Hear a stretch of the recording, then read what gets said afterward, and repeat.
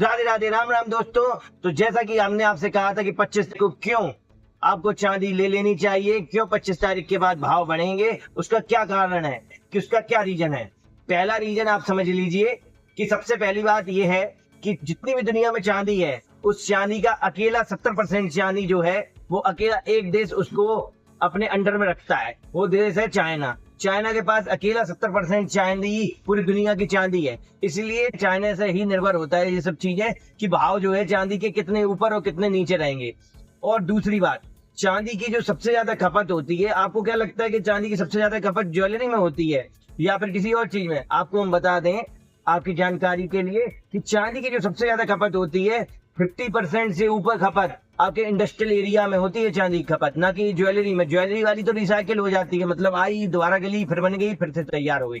लेकिन जो industrial area में यूज हो जाती है, मतलब कि आपकी सोलर पैनल, सोलर बैटरी और इन सब का भी सबसे बड़ा मैन्युफैक्चर वो भी आपका चाइना ही है। तो इसलिए जो ये चांदी होती है इंडस्ट्रियल एरियाज में यूज होती है वो रिसाइकिल नहीं हो जाती। एक बार लगने के बाद सोलर पैनल में वो 25 साल के लिए, 30 साल के लिए, फिर निकल भी रही है कि नहीं निकल रही, वो वहीं शिफ्ट हो जाती है, इसलिए ये चांदी नहीं निकलती है।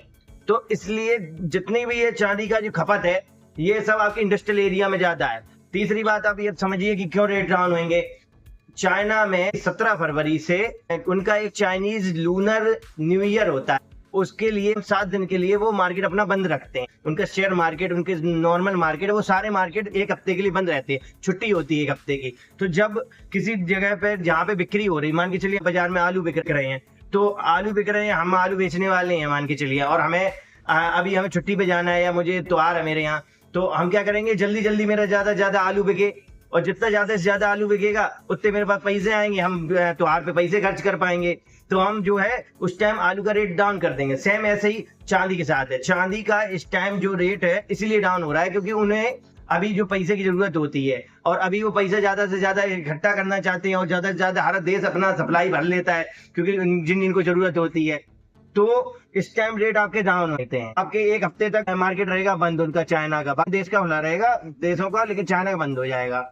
तो जो रेट होंगे वो उतने ही रेट रहेंगे, मतलब उसमें ज्यादा उछाल और चढ़ाव नहीं रहेगा, बल्कि नीचे ही आ सकता। अगर अमेरिका अपने बजट में कुछ भी, उनका 19 तारीख को बजट आने वाला है, उस बजट में अगर उन्होंने कुछ भी ऊपर नीचे किया तो जरूर आपका चांदी ऊपर नीचे हो सकती है, बाकी ज्यादातर प्रभाव उसका सोने पे पड़ेगा। अब आप समझ लीजिए, तो ये जो है 7 दिन के लिए आपकी चांदी बंद होगी। अभी मार्केट होगा उनका 25 तारीख को। अब जैसे ही आप सोचिए, जैसे मुझे आज जरूरत है 100 रुपए की और मुझे मार्केट में 100 रुपए नहीं मिल रहे हैं, और जैसे ही मुझे मिल गई, दुकान खुली मिल गई, तो वैसे ही मैं जाके उस दुकानदार से तुरंत 100 रुपए लूंगा जाके। तो ऐसे ही चांदी का मार्केट रहेगा बंद, और 25 तारीख को जैसे ही मार्केट खुलेगा, वैसे ही खुलते ही आप जितने लोगों को जरूरत है, इंडस्ट्रियल एरियाज को जरूरत रहेगी, जो उनका खत्म हो चुकी होगी, एक हफ्ते में जिन्होंने अपनी खर्च कर लिया होगा, वो एकदम से उसकी भरपाई करने के लिए फिर से चाइना के पास जाएंगे और उनसे फिर से मांगेंगे चांदी। तो जब एकदम से उनके पास डिमांड ज्यादा आएगी तो वो क्या करेंगे, रेट को कर देंगे, एकदम से बढ़ा देंगे।